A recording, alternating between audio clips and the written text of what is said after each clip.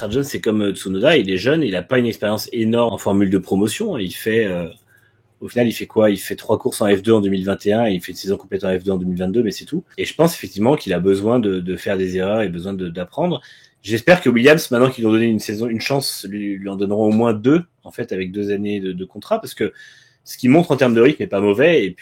Et ouais, je pense que ça peut bien le faire, mais effectivement, après, il a aussi le problème d'être face à un Albon qui est pas forcément estimé à sa juste valeur. On a beaucoup de pilotes aujourd'hui dans le peloton qui sont parce que, en fait, comment dire, avant le peloton était très disparate en termes de hiérarchie entre les pilotes, donc forcément, quand on voyait un pilote moins bon, on disait le pilote est moins bon.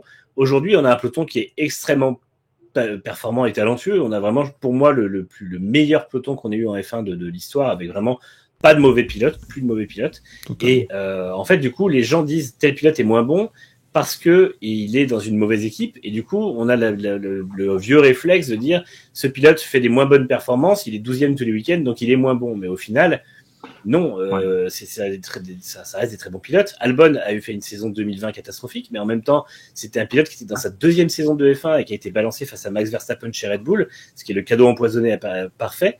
Et à côté de ça, c'est un excellent pilote qui progresse énormément, qui a bien bénéficié de son année sur la touche chez Red Bull pour gagner en bagage technique. Et je pense que Sargent paraît être un débutant moyen parce que Albon est très bon à ses côtés. Mais pour moi, on en a déjà parlé d'ailleurs, je crois, après Melbourne, ce que fait Albon dans la Williams, c'est ce que faisait Russell dans la Williams, plus ou moins. Donc, je pense que c'est dommage en fait que dans ces équipes-là, dès qu'il y a un pilote qui prend le dessus, on dit oui, bah de toute façon il y en a un qui est moyen et l'autre qui est pas bon. Alors qu'en fait non, et c'est exactement le même constat chez AlphaTauri où c'est pas De Vries qui est pas bon et Tsunoda qui est moyen, c'est De Vries qui a du mal à s'adapter et Tsunoda qui est très bon.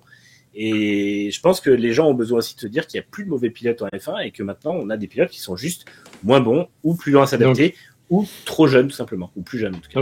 Donc...